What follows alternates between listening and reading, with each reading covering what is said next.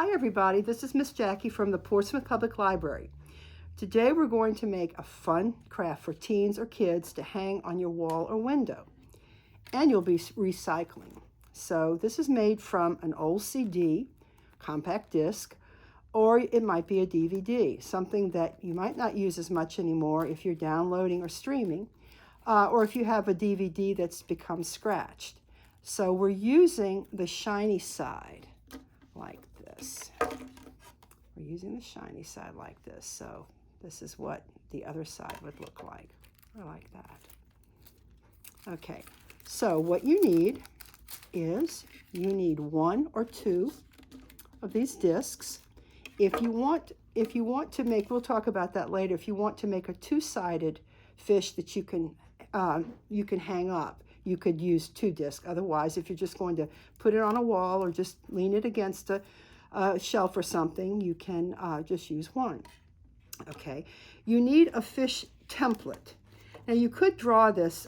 You don't really have to have the template, but this is kind of cute, and I'll tell you why you need part of this. So I got this from a site. I Googled and got it from a site. It's allkidsnetwork.com. So it's allkidsnetwork, allkidsnetwork.com. And I went to crafts, and then I clicked on animals, and then I clicked on fish. So when I got to the craft, there were several fish crafts. But you will see one with using the cellophane and this. It'll be easy to find.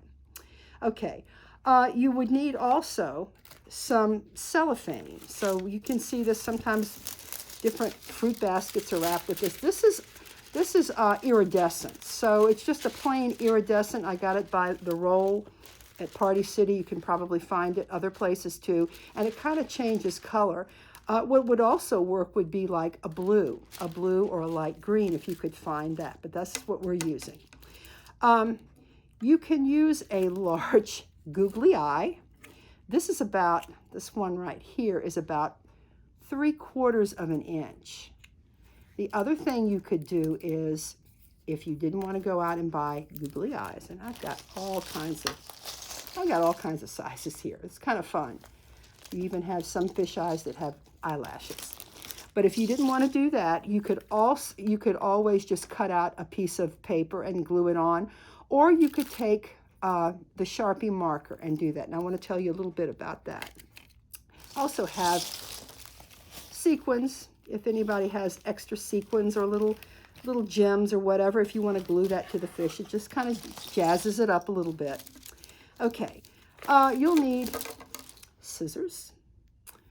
I use some tape, and you probably need some glue. Oh, here we go. I just have one of these like little glue sticks. This is Elmer's glue, but it doesn't have to be in this form. Now, you really need I have a Sharpie. It doesn't have to be the name Sharpie, but you need to have a permanent marker, because I will show you. What you're going to do is you are actually going to start making, you're going to make the fish scales. So you're just going to, you see how I'm doing it like this? You can make them bigger. They don't have to be perfect or anything like that.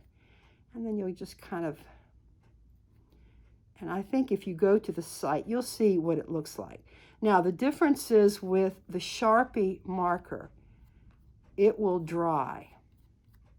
It will dry. If you try to use a regular marker, just the washable markers that you use, it won't work. So you do have to do that. Now, I know they have some permanent markers. I've seen them at Dollar Tree. Actually, you can get 8 different ones for $1, but they're various colors. You could do that. That might be kind of fun. These are a little bit more expensive, but they do work very well. Okay. So the other thing I was going to tell you about the Sharpie marker, any kind of a permanent marker, just be careful and not get it on your clothes, because they really don't come off very well. Okay, so what you're going to do, as I was showing you, you're going to draw the fish scales, and you can see how this kind of worked. I just drew them up to here. okay? Now, the template is on a regular 8.5 by 11 piece of paper. And what I did was I cut a piece of cellophane to go over like that. And actually, the cellophane will stick pretty well to that. And then what you can do, you can take the Sharpie and you can really just trace it. So you can just go like this. And what you're going to need is, I've just written in here, cut 2 fins. And I think they just did this little drawing. You're not going to really glue this on anything over here, but I'll show you how to do that in a second. And like this. Okay, so I'll do it a little fast for speed. Okay. So when you finish, this is what you're going to have. And you will need 2 of these. You will need 2 of these, but you could just do it like this. You have a little bit of, let's see, you've got your fish here. So you want to do the whole thing first, so I'll show you. Let's just do this real quickly.